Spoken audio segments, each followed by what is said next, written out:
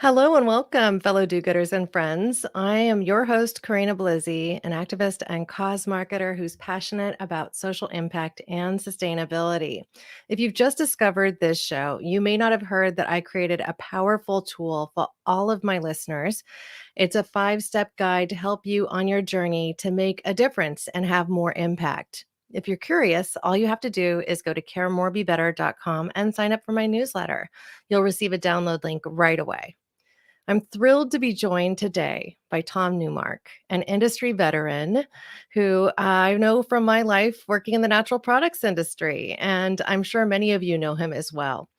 He was the CEO of New Chapter back in 2012 and left to focus his passion and dig deep in the world of regenerative agriculture, creating truly sustainable solutions. He owns a regenerative farm and retreat center that we'll all learn a little bit about, Finca Luna Nueva, where I'm really curious to learn more. And I have a surprise for him specific to that as well. And he's the co-founder and chair of the not-for-profit The Carbon Underground. If you've been following my work on regeneration, I have mentioned that, and I'm just really thrilled that we get to dig into this together. Tom, thank you so much for joining me today. Looking forward to our conversation. Yeah, this is incredible for me because I have to tell you, I have heard so many great things about Finca Nueva, or Finca Luna Nueva, I think is what it's called. The new moon, Luna Nueva, right? Yeah. So what does that mean exactly? This farm, Luna Nueva, it originated because the concept of doing extractions was to set the herbs on the new moon and to pull the herbs in extract form on the full moon. So it relates back to the origins of this farm as a spice farm supplying New Chapter, actually, my old company, with ginger and turmeric for herbal extractions. And so New Moon, the original name of New Chapter was New Moon Botanicals. Oh, wow, I didn't know that. And so this became the farm of the new moon, Finca Luna Nueva. Never owned by New Chapter, always owned separately. I'm proud to own this with my buddy and partner and teacher, Stephen Farrell, who's the great organic and regenerative farmer. But we've had a long connection with New Chapter. We don't have that connection now. Still have a lot of love and respect from my old company, but we're no longer supplying anything to it. Oh, wow. I didn't know that either. I just assumed that continued even after the close, but it's kind of not surprising. Things are bound to change, especially over the years. Sure. Yeah. I was excited about this interview before, and I think you got that, but then something happened. I'm a firm believer that happy coincidences tend to occur when you're on the right path, whatever that path might be. And the day after I connected with you to talk about coming on this show, an industry friend reached out to me, and they shared with me that they were getting ready to host an exclusive sort of retreat in Costa Rica. They started talking about a regenerative farm and the types of things that we'd be doing together if I came on. And I mentioned, oh, wow, I was just talking to Tom Newmark about his facilities there and everything. And she said, oh, well, it's actually at Finca Luna. Oh, that's right. So I may be coming out to Costa Rica in a few months' time. And I just think it's, something I've heard so much about over the years from the many people who have gone and enjoyed the facilities, and either as a part of your work with New Chapter or just on their own to enjoy the treat. Well, Corinna, that's just a hoot. No such thing as coincidences. And I guarantee you that we will roll out the green carpet for you. We'll have a photosynthesizing chorus of plants cheering you on. So I hope I can be here when you're all.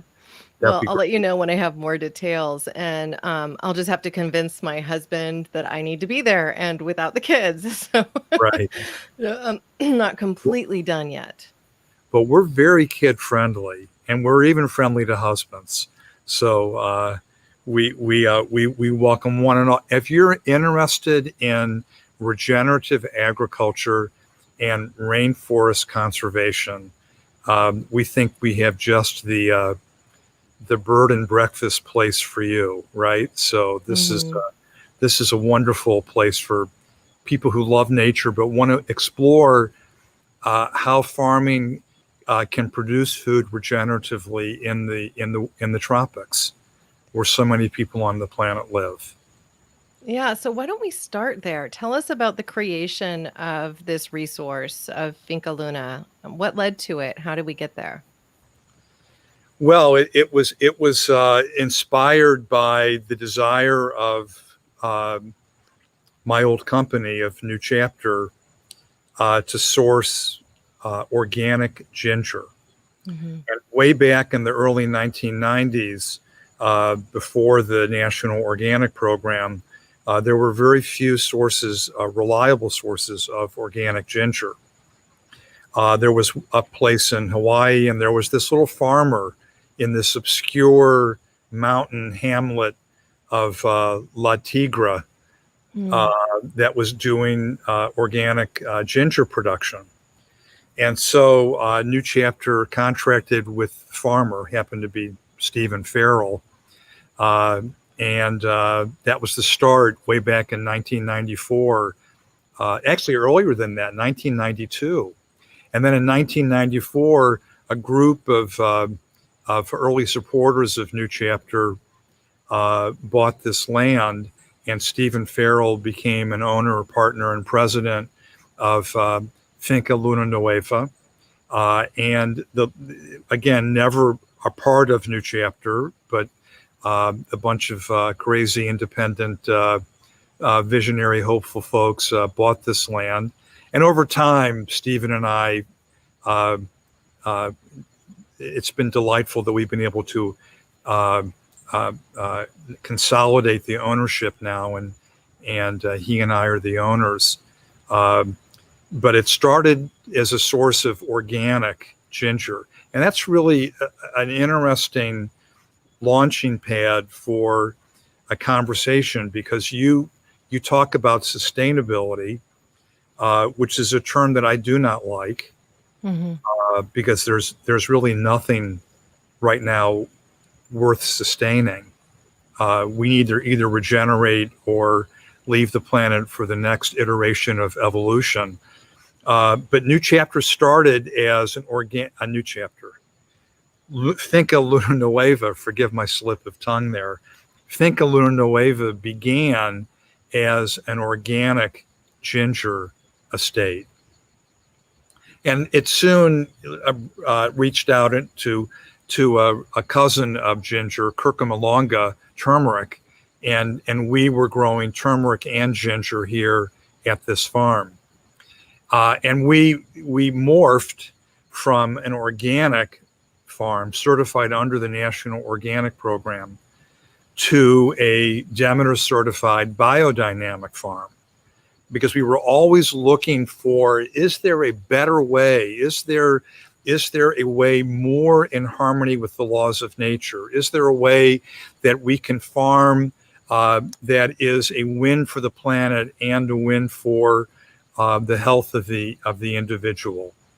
And so we went from organic, which is simply a regulatory regime that regulates inputs, to biodynamic, which is both input oriented and process oriented. And so we experimented for years and years with biodynamic farming. We taught biodynamic agriculture here at Finca Luna Nueva. We made our own preparations for biodynamic farming. We worked with the magicians and shaman around the world of biodynamic agriculture, because biodynamics is a little bit agriculture and a little bit magic.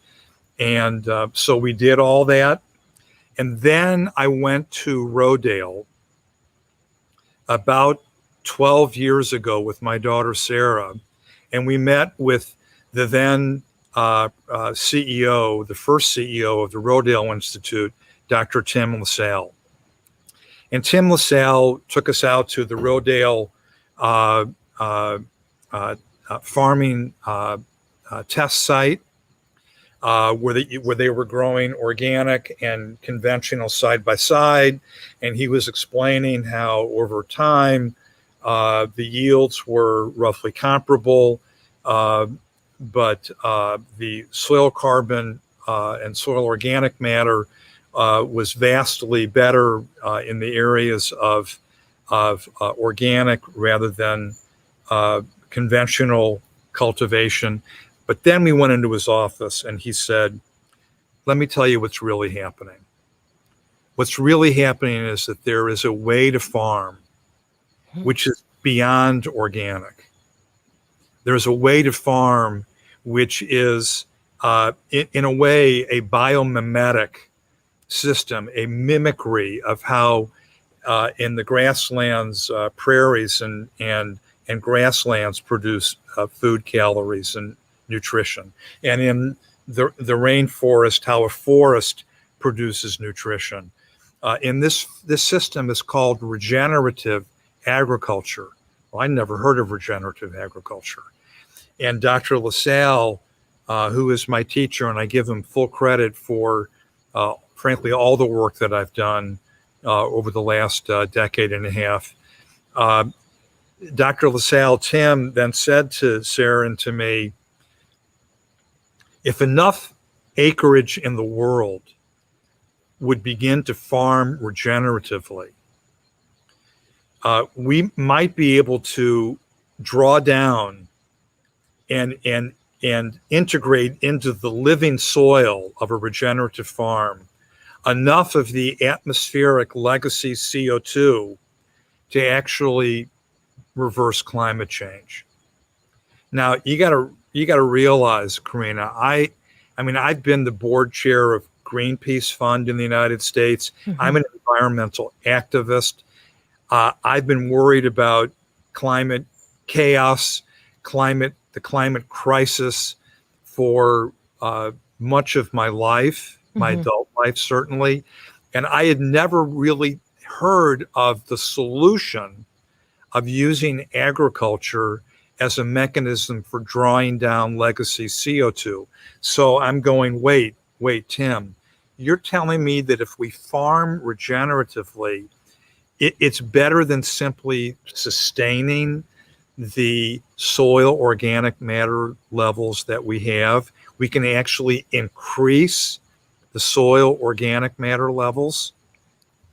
And he said, these are what the early data are showing. So then I went to our farm here and we did soil testing.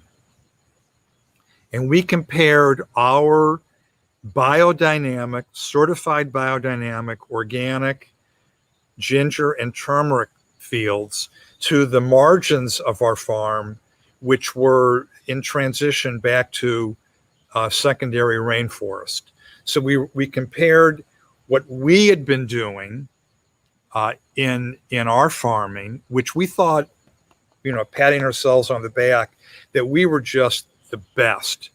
There's no way to be better than what we were doing. We compared it to a true baseline, which is what the ecosystem on its own was producing with no human intervention at all.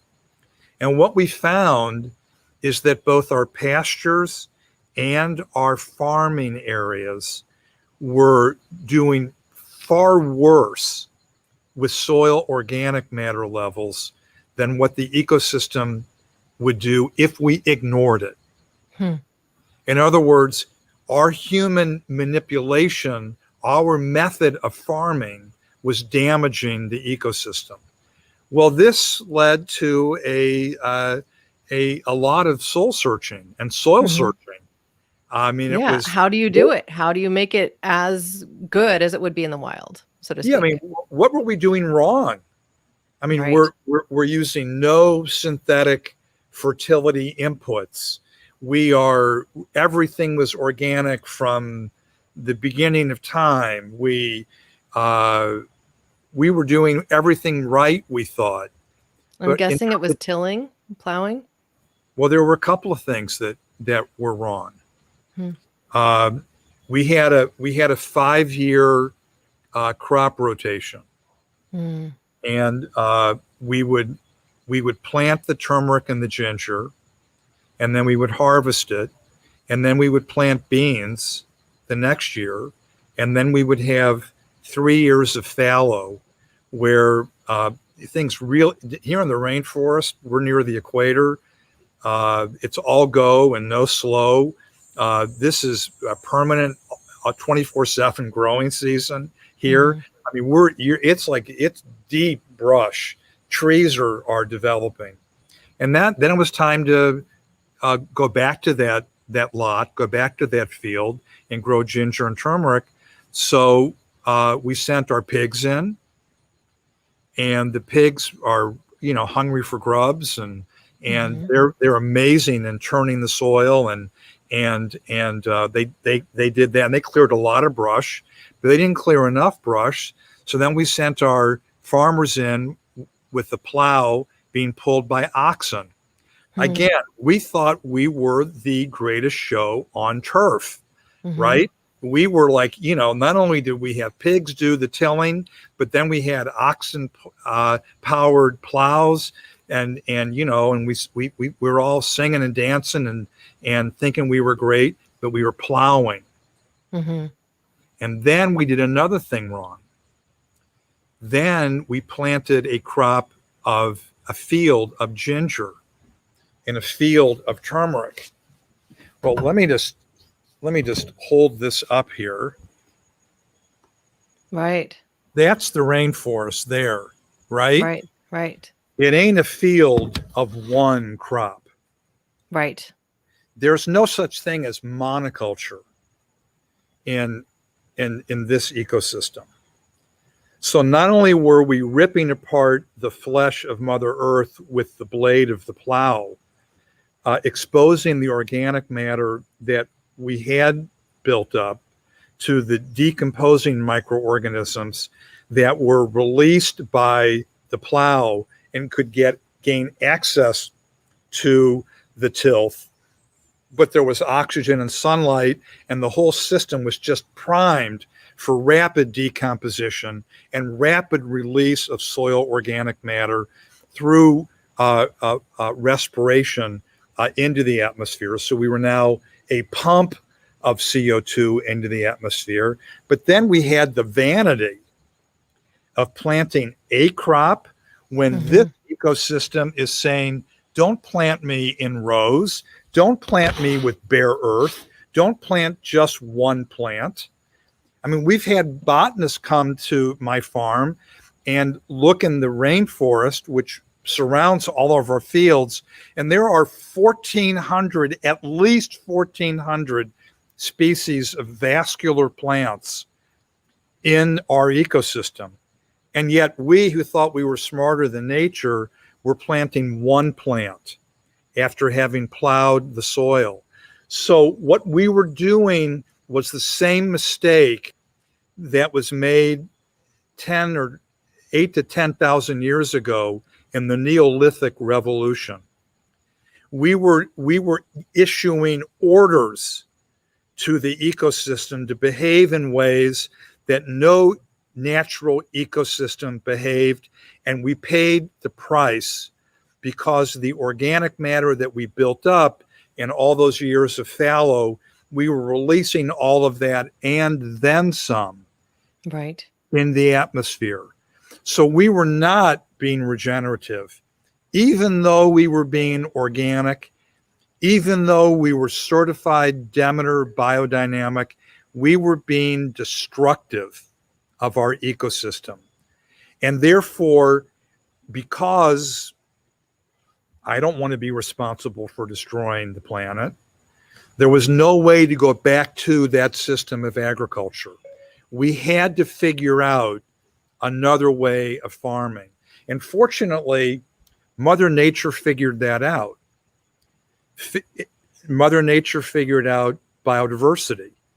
Mother Nature figured out that you don't have bare earth. Mother Nature figured all of that out, whether it was in grasslands or in forests. And so what we were then led to do was to mimic, to copy Mother Nature's way. And so using permaculture design, we now have fields where there are 20 or 30 crops growing tightly together. No, not 1,400, but lots of different plants with roots of different sizes, with roots that go to different depths, with leaves that are solar panels, after all, that were different heights and different shapes and different orientations. So we became a far more efficient collector of photons of solar energy. And we, by never disturbing the soil, we were able to have the photosynthetic process capturing the solar energy, drawing in CO2 from the atmosphere, taking up water through the roots, breaking apart H2O and CO2, re-scrambling, creating the carbohydrates, releasing oxygen from the water that had been broken apart, fueling the metabolic needs of the plant through the carbohydrates, and then passing carbohydrates through root exudates into the soil, feeding the soil food web. Now, Corinna, now we are regenerative. Now we are building back the tilth, the humus, the organic matter in the soil.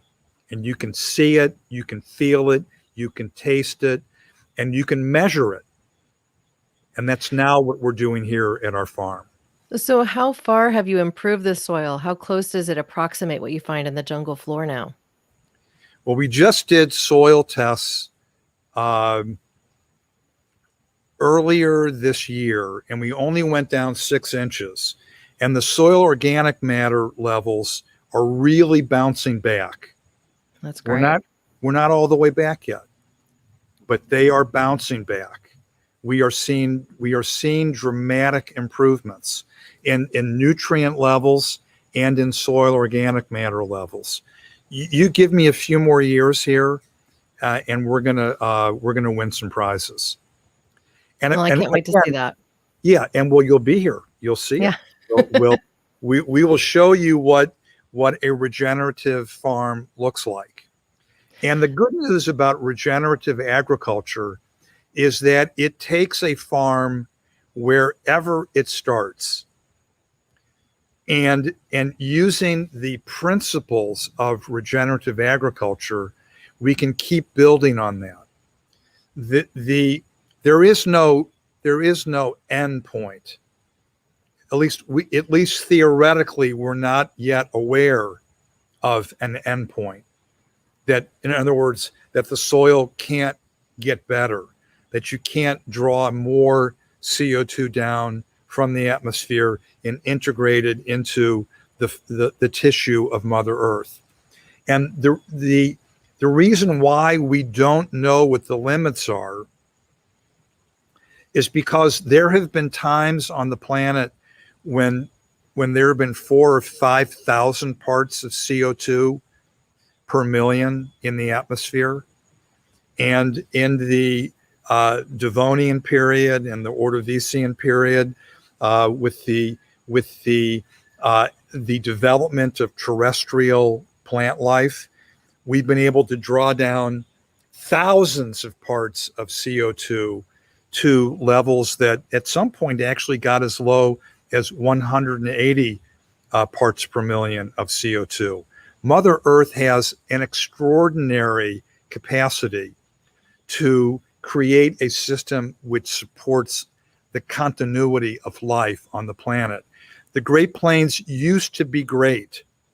In some parts, they went down many, many meters. In Great Britain, there were great soils where now there are none. Soils that went down 3+ meters, and now they're at bedrock.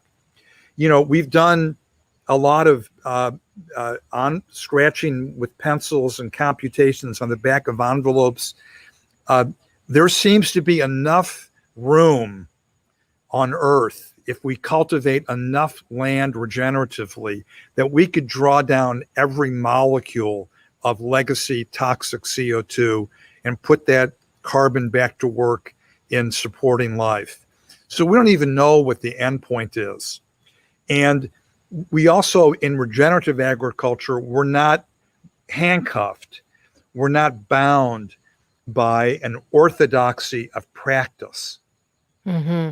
See, because it's not practice-based. It's all about mimicking Mother Nature and being creative. And we want farmers all around the world to be creative and to understand the basic principles, which would be minimize disruption of soil, minimize the introduction of synthetic fertility, and use biological diversity as your tool. And using those basic principles, literally the soil's unlimited. So I want to talk about how technology has kind of put us in this space, and also some of the reasons why perhaps we really need to be very mindful that technology may not provide the solutions that we think it can. One of the trends that we see here in California, there's a lot of different companies that are working to make food solutions that are more technologically based. We'll move agriculture indoors. We'll make microgreens. We'll go ahead and develop protein out of air. We will use GMO soy to make hamburger patties that are like meats. We're going to do all of these things to solve our food crises without really addressing a regenerative solution. And in fact, I think there's this irony at the center of it all, which kind of brings me back to my early college days. Joseph Campbell's work, he would center on the invention of the plow and say that it was the thing that enabled us to move from being tribal hunter-gatherers to having cities, to having secure food storage year-round, and to developing into what we are today. So again, I'd just like to get your perspective on this irony of technology, the fact that it's put us where we are today, and how we can really learn from Mother Nature in order to solve the problems, or do so differently than by capitalizing on technology. Well, who am I to argue with Joseph Campbell, right? But but I'll quote another titan, another great scholar that people have heard of, Jared Diamond, Mm-hmm. right? Collapse, Guns, Germs, and Steel. Mm-hmm. Jarrod wrote an article, Professor Diamond wrote an article about 15 years ago where he said that the greatest mistake in the history of humanity was the invention of the plow. So if we're going to have a war between Joseph Campbell and Jared Diamond, I'm gonna go with Jared Diamond on this one, because what he looked at is the vanity of I'll slip into kind of a World War II frightening vernacular, the Achtung, the order, the demand, Mother Nature, you will submit, you will surrender. Mm-hmm. That mindset, which was a biblical mindset, which was in the book of Genesis, going back to the mythological stories that Joseph Campbell might look at. The earth was created for us. We are the stewards of the planet. Yep. Well, that's just baloney. It's the mindset. I know. It's like somehow we're not connected. Somehow we aren't going to experience any repercussions from our actions. And there are terrifying consequences that Mm-hmm. we're now reaping because of that mindset, of that paradigm, the paradigm that we are separate from nature, that nature was created for our benefit, that we can bend nature to our will, that we can take iron, talking about irony, that we can take iron and rip apart Mother Earth, Mm-hmm. tear apart the the forests and fields. I mean, it's not just the Judeo-Christian ethic. If my children should be listening to this, and I hope that they do, they would remember that I used to read to them growing up, and this tells a lot about me and a little bit scary. I used to read to my kids growing up the Epic of Gilgamesh. And the Epic of Gilgamesh is a recordation, is a memorialization of the paradigm of destruction that has led us to where we are today. Because in the Epic of Gilgamesh, who was a demiurge, a demigod, and Enkidu, another demigod, well, you know what they had to do and to advance the civilization that they were presiding over? They had to kill Humbaba, the god of the forest.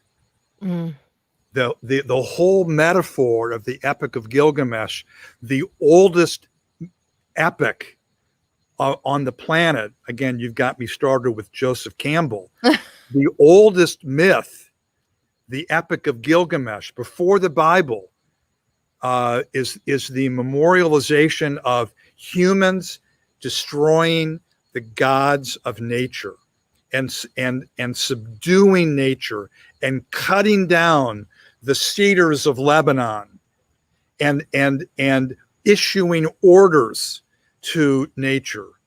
So that mindset, that's the founding myth. That was the foundational mistake of the Western civilization experience. And if you read, again, you brought this up, so you're at fault for me going back to mythology. If you read Daniel Quinn and Ishmael and those great books, it didn't have to be that way. That wasn't the only mythology that we ever adopted. Unfortunately, it was the mythology that won out. And whether it was through the Epic of Gilgamesh or through the Old Testament or through the Francis Bacon and the Enlightenment and the scientific revolution and that reductionism, that whole mindset of man being able to subjugate and give orders to nature and be irresponsible as a planetary citizen. I mean, of the net primary productivity of the planet, and I'm sure your readers, your listeners rather, appreciate that term, but of all of the net calories of food created by all plant life on the planet, of all photosynthesizing organisms on the planet, after they've satisfied the plant's metabolic needs, that which remains, the net primary production of the planet. So there are at least 100 million species on the planet. One species, humans, eats up 40% of the net primary production of the planet. That's just sad. We are selfish. Shame on us. It's our mythology. It's our founding story. It's the paradigm of destruction. It has to change. And that is why, look, I'm not against technology. There might be technological solutions that we need to explore. I'm all for clean energy. We have to decarbonize our energy. I am all for that. The lunacy of fossil fuel combustion has got to end. But we can't simply expect that the magical thinking, that there's going to be some technological fix. There'll be some carbon capture and storage device created that will allow us to keep going on destroying the planet and ecosystems because there's a technology that will be invented in 10 years or in 20 years. Some Silicon Valley, some Silicorn Valley that will fix this. That is magic thinking. That's magical thinking. That when we have a solution right now, we don't need to invent new technology. The technology that we need is right there. It's right there. It already exists. And there are farmers. There are millions of farmers around the world farming regeneratively. Most of them in smallholder farm experiences, less than 2 or 3 hectares. Most women. Mm-hmm. There are millions of regenerative farmers, and there is a regenerative farming movement, virtually in every country.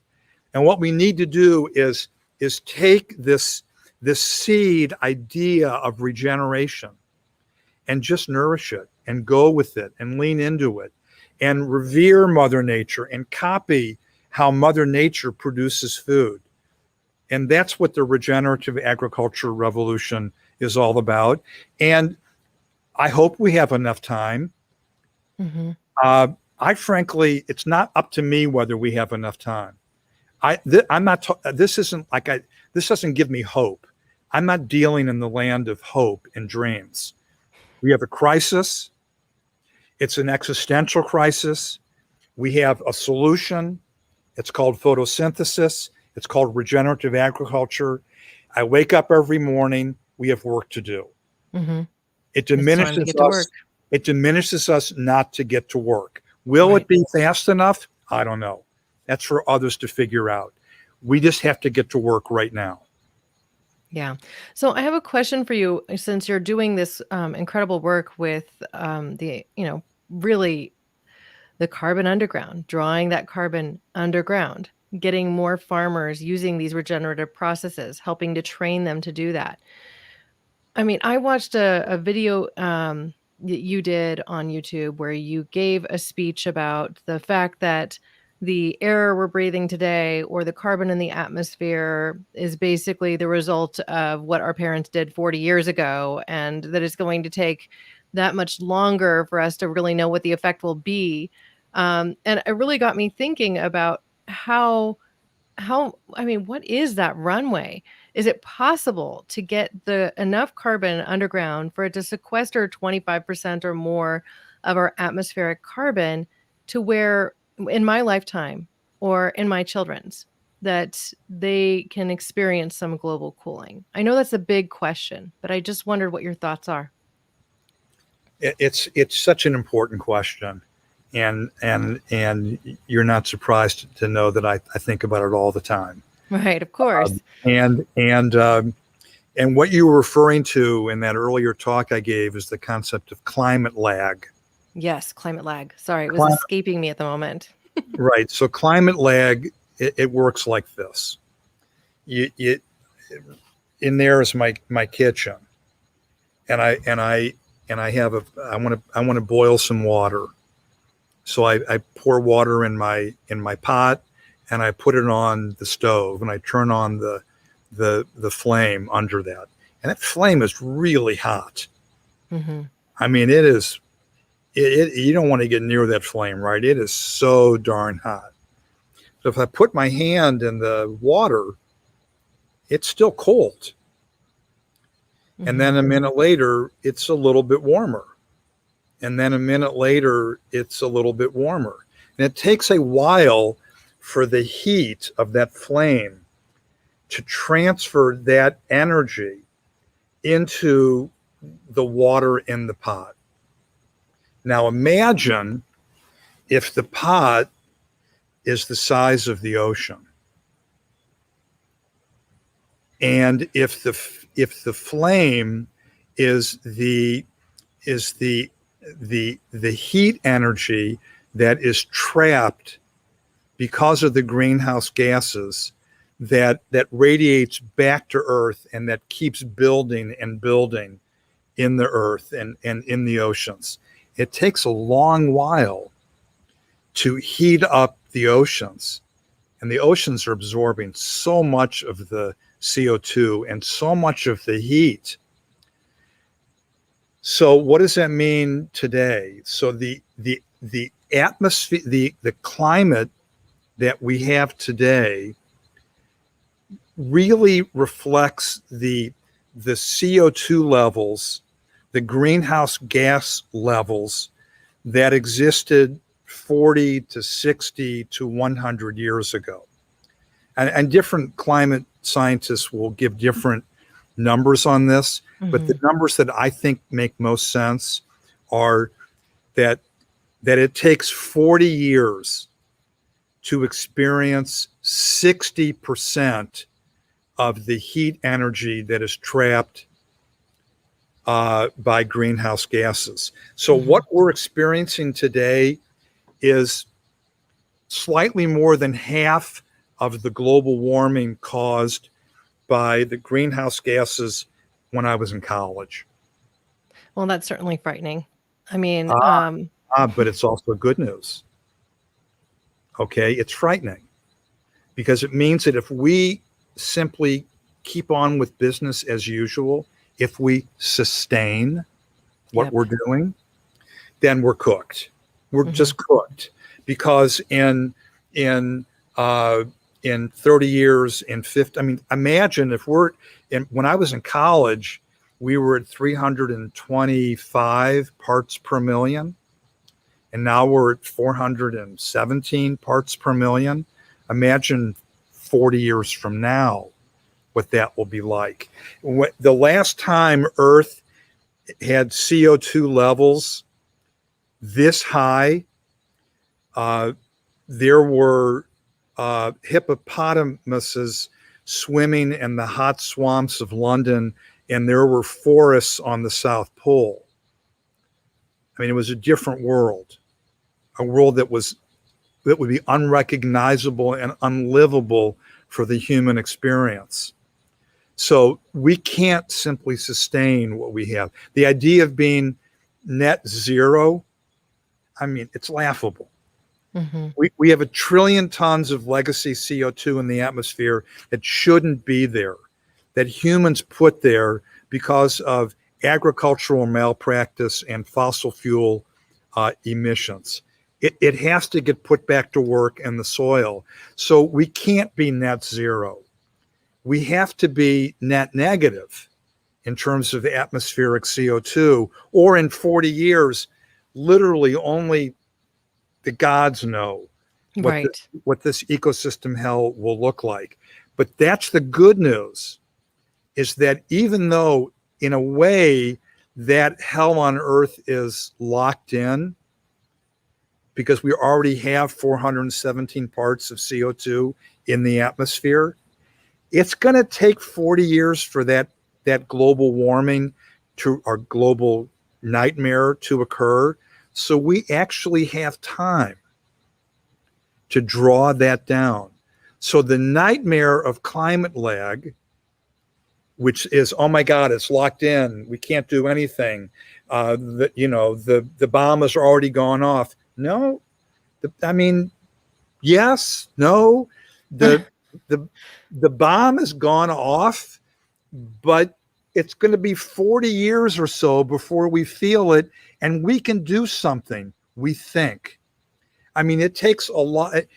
In the world of climate science and supercomputers and climate modeling, there are so many different models that I don't want to pretend to know which one in this highly sensitive world, where the butterfly effect and the sensitivity of any small change. I don't know enough. No one knows enough. We don't know if there's enough time to fix this, but yet we know that there are 5 billion hectares of land.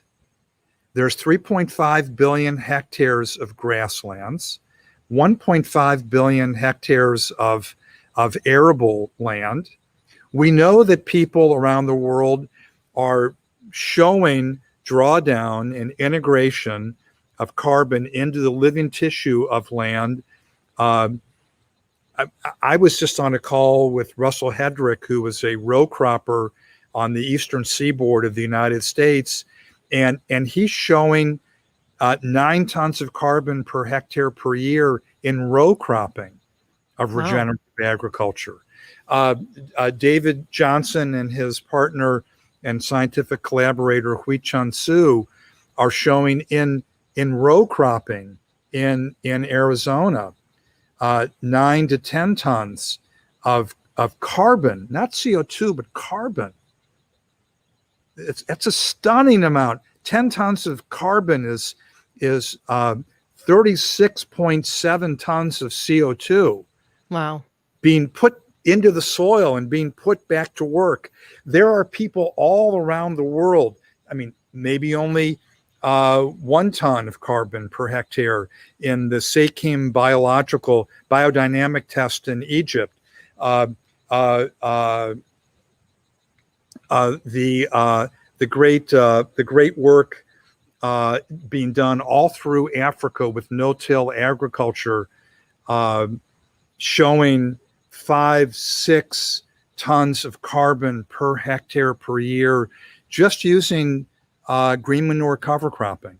Nothing fancy, just using no-till with the introduction of multiple species of cover cropping.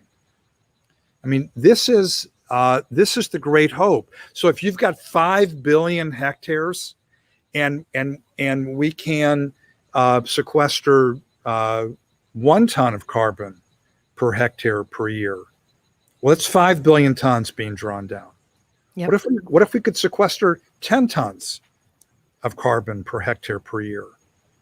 Just imagine. Yeah, we don't know what the limits are. We're in experimentation basically at this point. Yeah, this is the crisis of all time, certainly of our time. This is the opportunity of our time. We have the technology. It is time tested. It's called photosynthesis. It's waiting for us. There are no technological barriers to entry. It can be done by people of limited resources. There's no great capital barrier. No, we're talking introducing cover crops. Mm-hmm. It's literally that simple. And so I'm encouraging policymakers, governments, corporations, farmers around the world to open your awareness to the opportunity of regenerative agriculture. And I might add, you have no choice but to farm regeneratively. Because if the FAO, the Food and Agriculture Organization of the United Nations, is to be believed, if all of the global soil scientists who contributed to the papers of the FAO are to be believed, we are losing 25, 35 billion tons of topsoil per year. It just blows away. Which is being eroded, which is oxidizing, Mm-hmm. which is literally volatilizing right into the atmosphere, Mm-hmm. are being washed into the rivers and the seas through erosion because of our practices. The FAO says that in 55 or 60 years, there'll be no soil left with which to grow food. So farmers around the world, supply chain managers around the world, what are you going to do when there's no soil, when there's no water? What are you going to do? Right. Where are you going to grow your cotton for your clothing? Where are you going to grow your food for the 8 or 9 billion people? There's no soil left if we keep farming as usual. So when people say to me, well, will we learn as a planet to farm regeneratively? We're going to find out. Now, I'm involved in a working group that seeks to gamify climate solutions with businesses. And of course, you can't gamify any of these solutions without measuring results, right? And so I understand from looking at what you're doing with the Carbon Underground that your team is working with a verifiable standard called the Soil Carbon Initiative. I'd like to learn a little bit more about that. And also just with this frame of reference that I've been thinking about, Businesses, guess what? They do a lot of landscaping to beautify the properties that they're on. Is there a way to introduce these same concepts into their landscaping so that we have a broader effect, even with just the meager soil on medians between parking lots and things along those lines? Just trying to increase the entire capacity of earth, all exposed soil, to sequester this carbon. Dr. Tim LaSalle and the Center for Regenerative Agriculture and Resilient Systems at Chico State, and my partner Larry Copold and I, through the Carbon Underground, have worked with the fine folks at Green America to create the Soil Carbon Initiative. And on the original design team included wonderful visionary business leaders from Danone, from Unilever, Ben & Jerry's, and from General Mills. And working with that design team and working with an earlier definition of regenerative agriculture that Dr. Tim LaSalle and I wrote, and that hundreds of companies signed on to some years ago. And then in collaboration with agronomists and farmers and corporations around the world, we developed the Soil Carbon Index. Mm-hmm. And the Soil Carbon Index has 4 pillars. The pillars are that over time, stepwise, there will be an increase in soil organic matter in an agricultural system. And you can measure soil organic matter. And the measurements are getting better and less expensive. There will be an increase in below and above ground biological diversity. There will be improvements in water infiltration and water management, and there will be an increase in the structure of the soil. And those are the 4 pillars of the Soil Carbon Index, and they are outcomes that are measurable.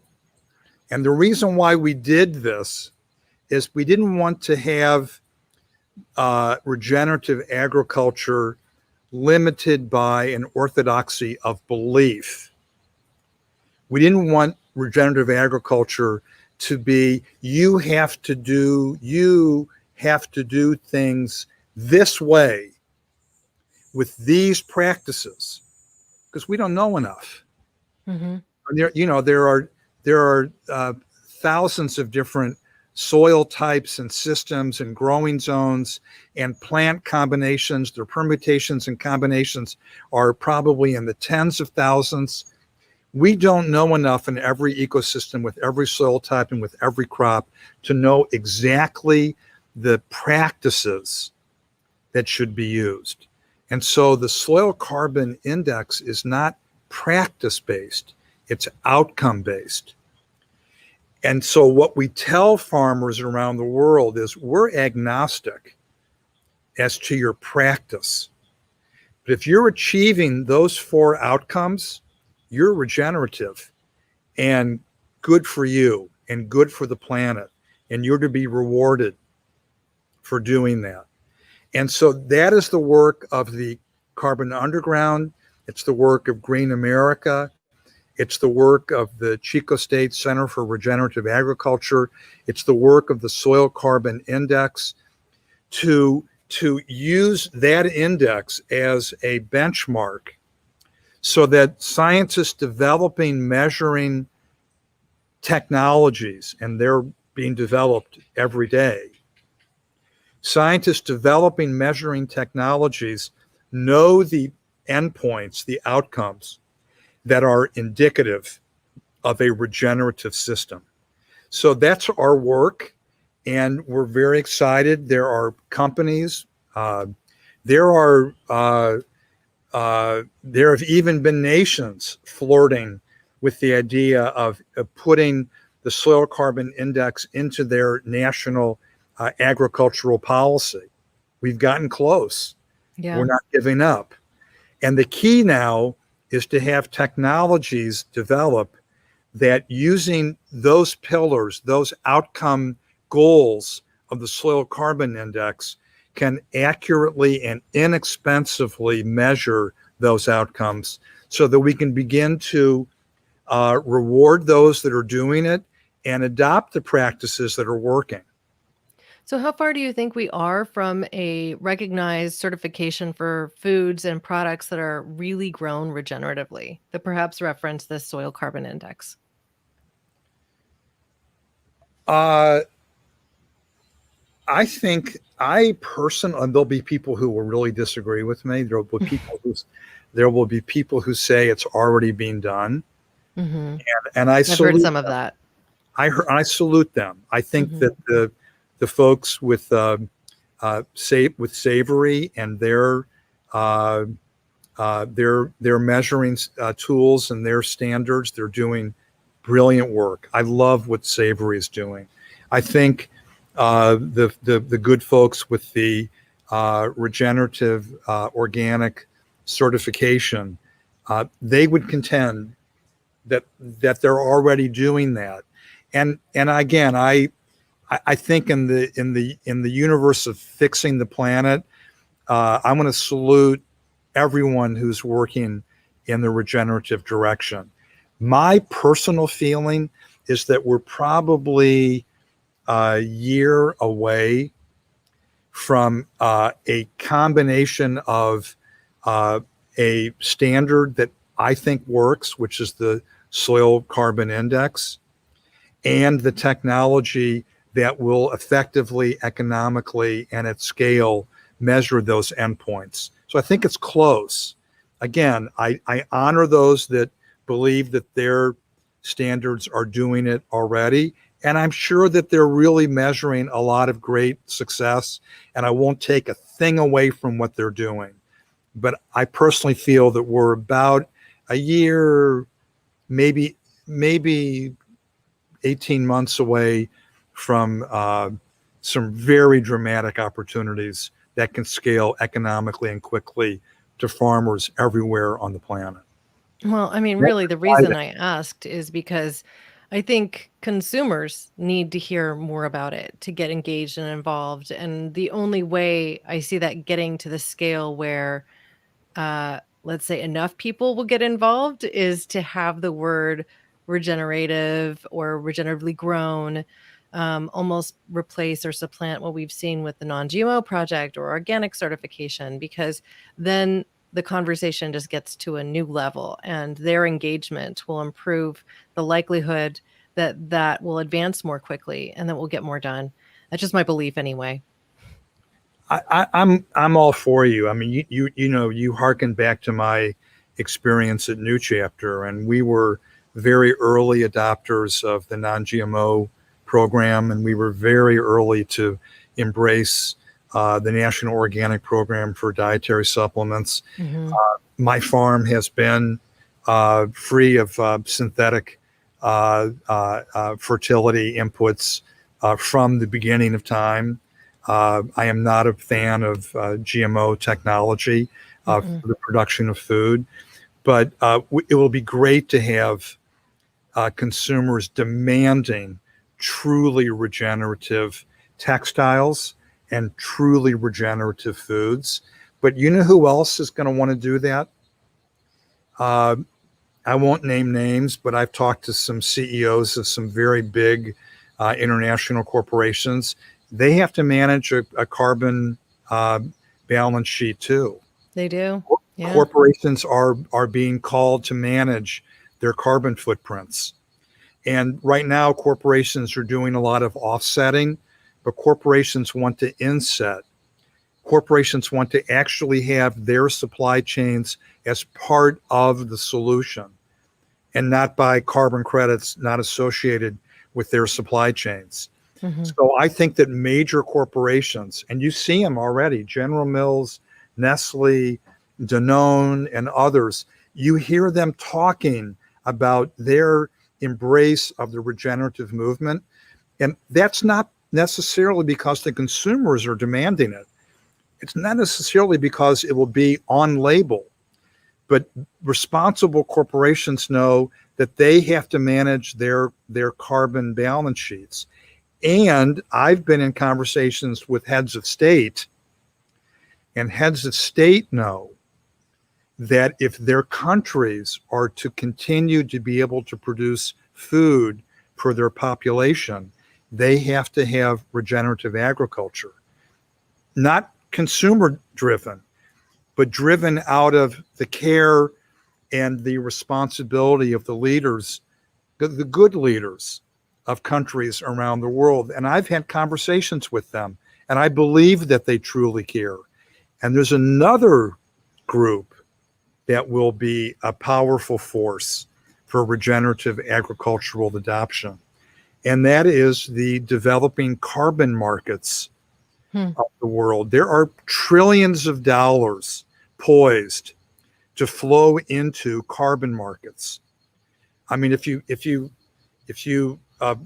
believe Kim Stanley Robinson's book, The Ministry of the Future, I think it's a visionary book, by the way, science fiction though it may be, we will be managing the business of the world by managing our carbon budget.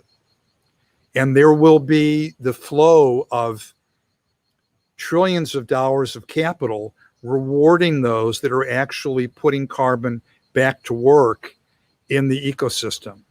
And so whether it's heads of state, heads of government, consumers, or the capital markets, I believe that all of those are converging to demand truly measurable, objectifiably measurable, scientifically validated regeneration based on outcomes. And I believe that we are developing through our work the true ministry for the future. Well, the time is now, right? We have to get to work. It's exciting. Pick up our boots, strap them on, and get going.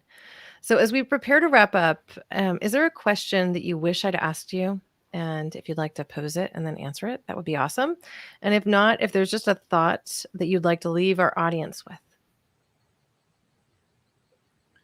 The future is unknown. We should not be morose.